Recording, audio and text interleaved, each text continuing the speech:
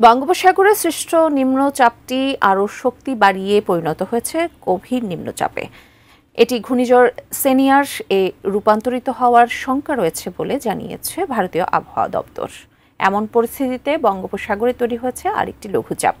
এই দুই সিস্টেমের মধ্যে কোনটি বাংলাদেশের উপকূলীয় অঞ্চলে আঘাত হানবে তা জানিয়েছেন আন্তর্জাতিক আবহাওয়াবিদ মোস্তফা কামাল পলাশ। বিস্তারিত জানাচ্ছেন শেখ ফরিদ।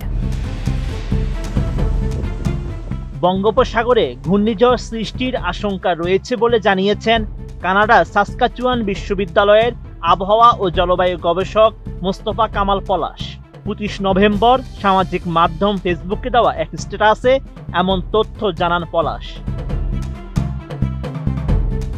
ফেসবুকে আন্তর্জাতিক এই আবহাওয়াবিদ লিখেন, দক্ষিণ পূর্ব বঙ্গোপসাগরের আন্দামান ও নিকোবর দ্বীপের দক্ষিণ দিকে একটি গভীর নিম্নচাপ সৃষ্টি হয়েছে, যা আগামী 2 দিন উত্তর দিকে অগ্রসর হওয়ার আশঙ্কা রয়েছে।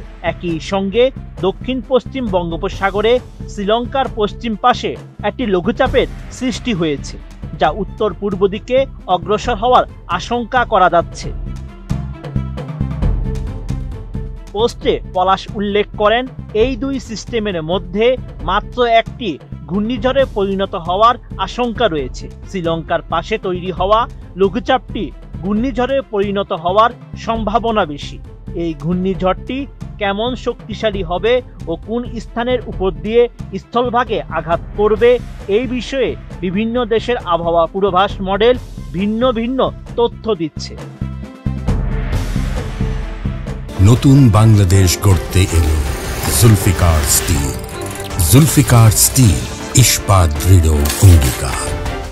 ঘূর্ণিঝড়ের আঘাতের বিষয়ে এই জলবায়ু বিষয়ক গবেষক আরও লিখেছেন, ঘূর্ণিঝড়টি কোন স্থানের উপকূলে আঘাত করবে তা নির্ভর করবে জেট স্ট্রিমে চলার গতি ও আকাশের উপরে এই অবস্থানের উপরে।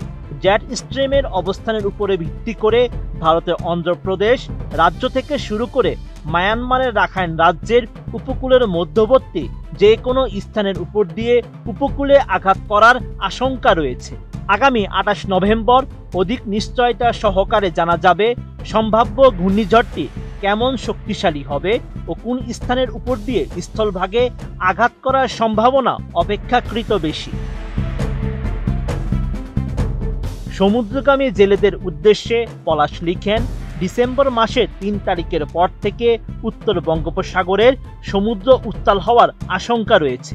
2 ডিসেম্বরের মধ্যে উপকূলে ফেরার জন্য প্রস্তুতি নিয়ে রাখার পরামর্শ দেওয়া হচ্ছে সমুদ্রে মাছ ধরা সকল ট্রলারকে। একই সঙ্গে 2 ডিসেম্বরের পরে নতুন করে সমুদ্রে মাছ ধরতে না যাওয়ার পরামর্শ দেওয়া হচ্ছে। সেন্ট মার্টিন দ্বীপে ভ্রমণ নিয়ে এই আবহাওয়াবিদ লিখেন, ডিসেম্বর মাসের 3 তারিখের পর থেকে উত্তর বঙ্গোপসাগরের সমুদ্র উত্তাল হওয়ার আশঙ্কা করা যাচ্ছে। ডিসেম্বর মাসের 3 থেকে 7 তারিখ পর্যন্ত টেকনাফ ও সেন্ট মার্টিন দ্বীপের মধ্যবর্তী সমুদ্র প্রচণ্ড উত্তাল থাকার আশঙ্কা রয়েছে। Sheikh Farid, ATN news.